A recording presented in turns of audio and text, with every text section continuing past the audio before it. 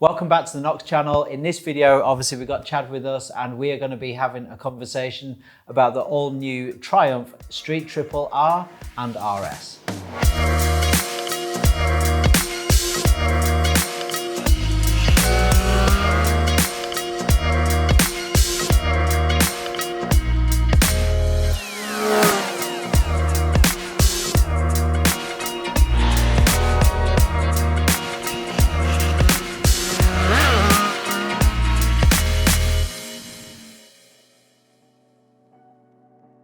So Chad, this bike is my cup of tea. Yeah? Yeah, middleweight nakeds, absolutely love them. We've done quite a lot of content on the Knox channel with middleweight nakeds, although I have to say I haven't ridden the Triumph derivative of that, but I know very much it's kind of viewed fighting for that top dog space of the Naked middleweights. Well, it is, isn't it? Yeah. Yeah. And certainly when you look at like things like the Street Cup championship that they have in club racing and stuff, you know, it's 765, 765, 765.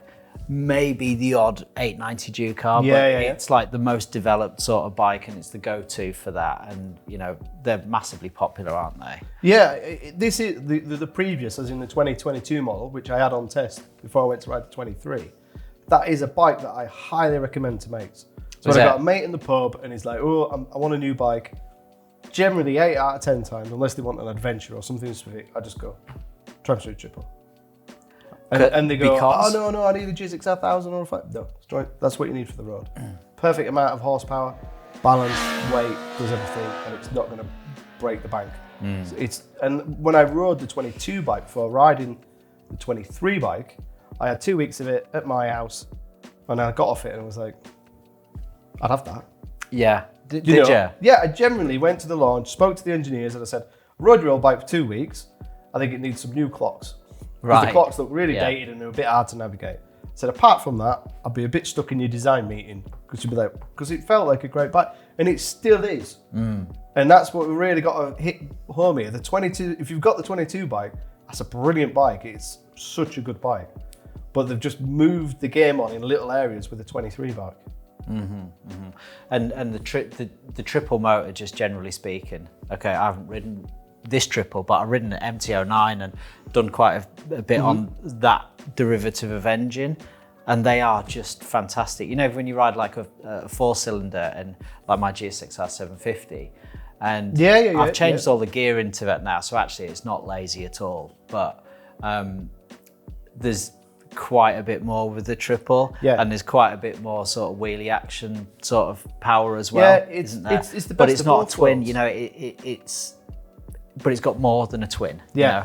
So it's kind of like everywhere type of power, isn't it? It is, yeah, as you quite rightly say, it's a real nice balance of torque, usability. You know, you're not dancing about on the gearbox, but then you've got that over rev, and you've got that howl, you've got that growl. It'll lift the front wheel, you know, in the first 3 gears. And if you go to a track, you're not really going to get outgunned unless you go to somewhere really fast like Mugello or Silverstone. Well, I was really surprised because I was at Snetterton last year and there was a guy in my group on a 765 quick rider, and you know, Snetterton's got a lot of fast straights. I mean, on my 750 I'm hitting 160 there, and I was surprised because I thought I'm just going to blow past him. Yeah, and up until about 120 mile an hour, you know, I didn't have any benefit at all on him, you know, and it was only about 130, 140 that I was, you know, yeah, and pulling. all of that is down to aerodynamics as well. Of course it is, yeah. Yeah. So the engine's derived from Moto2, Chad. They've taken some inspiration from electronics as well, because we got quick shifter up and down, plus some other things, right? So you got quick shifter up and down, cornering ABS, cornering traction control. There's a track mode on the RS, which you can flick into, that gives you just ABS on the front, none on the back. But you haven't got that on the R. Okay. So that's just on the RS. That would be me, signed, sealed, delivered, I'd go the RS, but... But again, the ABS doesn't... It was almost... You didn't know if it was working because you didn't feel intrusive. Really? It's that, you know, that's it's really, really good. And in terms of... when you stop is no problem on the RS. I never actually tried a stoppie because I'm sensible. But yeah, normally if you have the ABS turned off on the rear, it'll allow you to do stoppers, wouldn't it? In theory, it will do. That was the big problem with the MT-09, to be fair, because the brakes on that bike was pretty shocking, and you just but you didn't have any of that. On the RS, we only rode the RS on track. So back straight, her F is fifth, nearly on the limiter in fifth, back to second. No fade, consistent every time. Great. Electronics, if you're in track mode, you can wheelie and have some rider aids. If you want to turn the TC off on the R, you've got to go within the menu when you start it, and it takes about 20 seconds, which is a bit fiddly. Because if you've already started riding, you can't switch it off whilst going. So if you're trying to show off in front of your mates, you just get that because the traction will kick in. Yeah. Where you can put it in, you can pre-select it in the track mode on the RS. So there's a few little things like that. But in terms of electronics, but the big thing with the electronics, the quick shifter is excellent. But when you ride a 200 brake bike like you do, then you are relying on the electronics. But the chassis is so good and the feedback's so good, you're not bumping up against it too much. No, very, very, very little. I mean, we had perfect conditions in Jerez, 20 degrees. So a cold day at Cadwell, a little bit different. And on the road, I never had any issues with it because you're not pushing that hard on the road. But with a bike like that, it's so good feedback and such good chassis that you kind of, all I really wanted was a bit of ABS, just as a bit of a safety net. There wasn't an occasion when I'm coming out going, oh. Yeah. Because a lot of the corners at RF are third and fourth as well. So you haven't really got that power, and I haven't got the skill level to power slide a 130 horsepower bike in fourth gear. Well, not sure many have, to be fair. No, otherwise I'd be racing in BSP. Otherwise I'd be racing in BSP and I'd be thinner. Yeah, that's And the new bike's got the RS has got another 10 PS on top of that one. So did you, so new engine or new spec of engine, isn't it? Yeah. So what was that like? So essentially, Triumph have said that they've used technology from their Moto 2 engines, because obviously they've had several seasons in Moto 2, seeing what works. So it's just a tweak. They're not stock engines, are they? They're tuned engines that are in Moto 2. Yeah. Yeah. So they're tuned engines in Moto 2. So they'll be kicking out what, 150, something like that? 140, about 140 Is that to right? 145, yeah. At the rear wheel. That's Must what they be. quoted, yeah, to me. Yeah. And this is about 130. So you're not massively down on. I mean, for example, they were saying Hickman finished second and third at the TT on a 76, and that was about 140 at the rear wheel. Yeah. So you're not massively down on the tuned engines, but all the technology they've learned from Moto 2, they've kind of whittled down to the road bike. Okay. So you've got a little bit more power, but it's just making things a bit lighter, changing the combustion, changing the, just to make it all more efficient. And as I say, about 130 PS is not going to impress your mates in the pub. And they launched the bike at Jerez.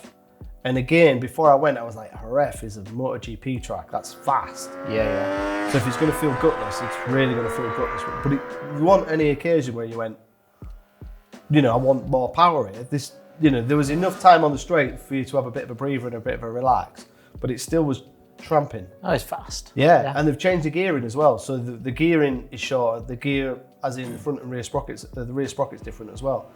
And the gear ratios in between the gears. So it feels like it's accelerating faster. Well, because it will be, right? Because it's got a shorter gearing to drive, Triumph, in a very simple way, have just done what we've done to track day bikes for years. Yeah, just tweak them. Tweak the gearing, give it a little bit more power, and raise the ride height. And there you go. And there you go. And it's like, and you go, oh yeah. You know what I mean? So they've said, oh yeah, the rake and the trail and this and that. But the frame is the same. All they've done is change the shock length or put a spacer on the top. So the ride height is higher.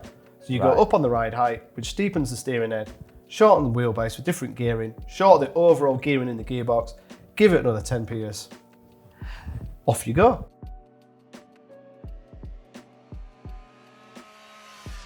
So the majority, basically what you've said, is that someone could take a 2022 bike and apart from the extra 10 horsepower and probably some electronic tweaks, you could get within a ballpark of this new one? You could get, if you change the ride height, change the gearing, You'd need 10 more PS. Yeah. Which is, and then the clocks are different, the electronics are different, brakes are different. But the stock bike they've moved on. That's Yeah. But you wouldn't be a million miles off. But but once you peel back all the marketing and all the head angle and blah blah blah, you go right. So what you've done is got just made the fork shorter. Or is you've got a really good bike. You give it more power, shorten the gearing a bit, raise the ride height, made the steering head sharper, and you go, yeah. So I've basically condensed 20 pages of a PDF into 4 sentences. Okay. But that works. And that's exactly what, when you've got your J6R 750 track day bike, or when I've had track day bikes, you go, right, I'm off to Cadwell, up on the rear sprocket, maybe one down on the front, bit of ride height, or drop the forks through, make it shorter, make it more aggressive. Da-da-da. But the clever bit is, this is the clever bit, because we can all do that, but then the problem is, how much do you do that? Because stability is still excellent. Because if you go too steep, you get instability. And on a naked bike, you feel that even more. So it's not just I don't think me and you are going to have engineering jobs at Triumph next week. No, I don't. Like, we can't just go in and go, tell you what. Just stick another inch on the back. Stick another inch on the back, drop the forks through, another inch. And then just watch people tank slapping down the road with massive instability, breaking their thumbs on the fuel tank. Yeah, that's why you get pros to do it. Yeah, that's why you get pros to do it. But in a simple way, that's what they've done. And it works.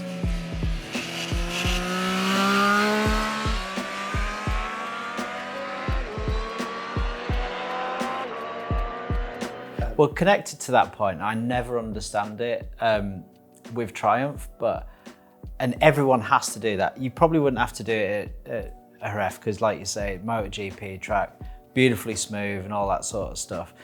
But you bring it onto, get onto Cadwell or on Alton Park or, tracks that have got a lot of bumps and stuff. And I look at Triumph's bikes, their middleweights, and even the more powerful one, the Speed Triple. Why do they never put steering dampers on their bikes, the stock? It sort of seems really strange to me that they do these wheelie-inducing bikes that have got these wheelie engines and don't put steering dampers on, Because everyone who races these bikes on track, that is the first thing they do because they're kind of not unrideable, but unrideable super quick on our tracks, for example. Well, I guess what they're doing is they're going even more. So on Triumph setting, like on one of the videos, I think I'm putting a wheelie down at 160 kilometers. And if you're putting a wheelie down at that speed and it's still staying true, stability, it's not the most scientific way of testing stability, but I never had a problem with stability whatsoever. But when people are taking them on track, they're then doing even more ride height or dropping the forks even more further through. Or they're reducing the wheelbase by putting a shorter chain on and a higher rear sprocket, which will affect stability. But Triumph generally do it. I mean, if you look at bikes in the Monster SP, that has a steering damper now with that. I think the KTM Duke 890 has a damper. Yeah, and it's not necessarily a fix. You can't take an unstable bike, put a steering damper on it, and all of a sudden it fixes it, can you? Because that 890 does have a steering damper, and we put that against the MT-09. And the MT-09 doesn't have one, right? But we gunned it up and down the airstrip there, 140 mile an hour. And that MT-09 is so stable. Yeah. But the KTM, amazingly, does end up getting a bit of a sort of speed wobble on. So it's not an exact science, but I'm just thinking like things like after, just odd corners that we have, like, Druids at Alton, you've got that awful lip at the end of it, and you wheelie in your side of the tyre, and I've had some moments coming off there and stuff. And it'll be interesting. I mean, as you say, Jerez is perfectly flat, but it didn't feel outgunned by Jerez, even though it's a big track. And if it feels good around Jerez, then it's going to feel mint around Cadwell, Mallory, Alton. Yeah. And then we had a full day on the road where we were not hanging around, so to speak, and pulling big wheelies and having fun and just enjoying the bike. And as I say, stability for me wasn't in question. Wow. And we rode both the R and the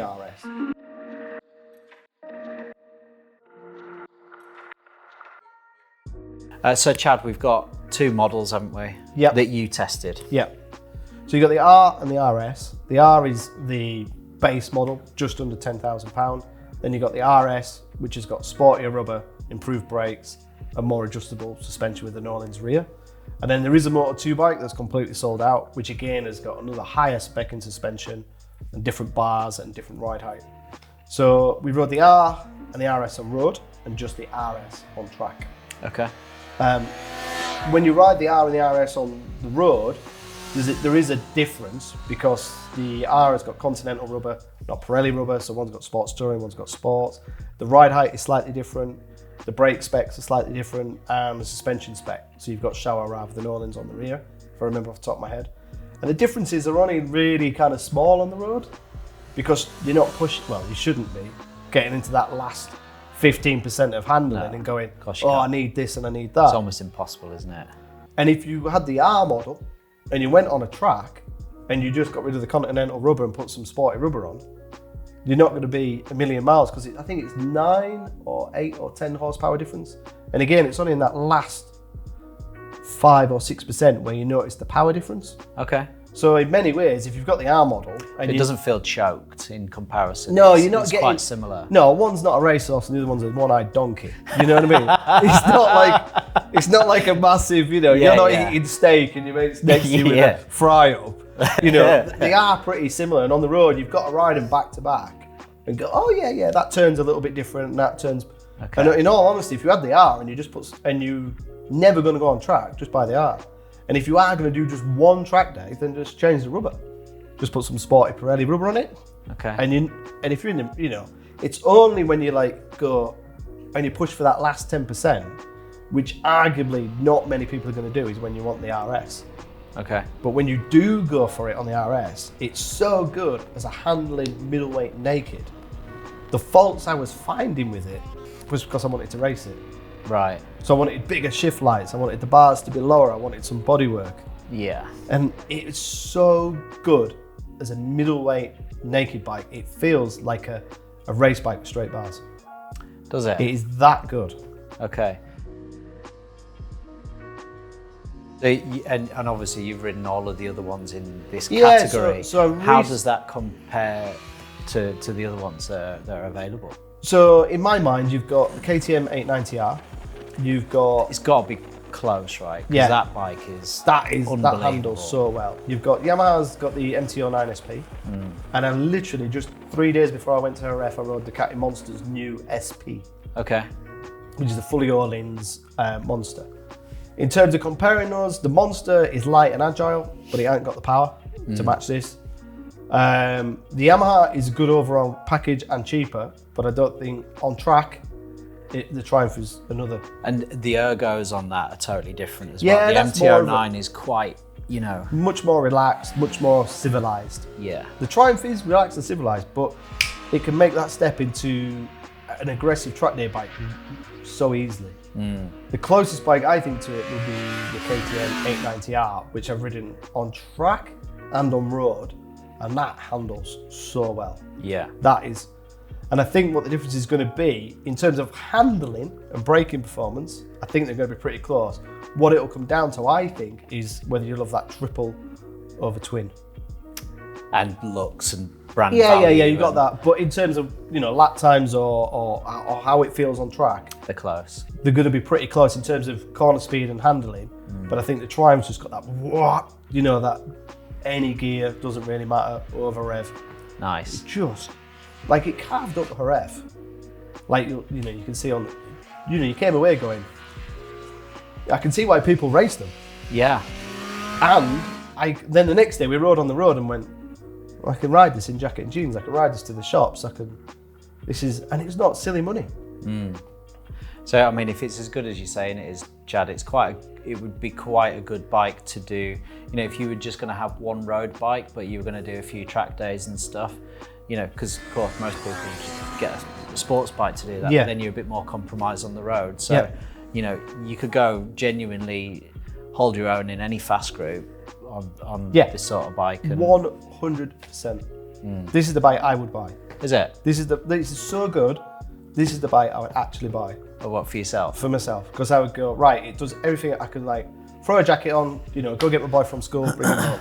Take the missus for a spin somewhere, go out with the guys on a Sunday, show off, pull some wheelies, have some fun. Go to a track day, put some SC1s on it, hang in the fast group, and the only place you're going to get mullered a little bit is a long straight. Very fast tracks. Really, maybe at Silverstone against a big thou, but you're going to have loads of fun, hugely enjoyable, looks good, build quality, everything.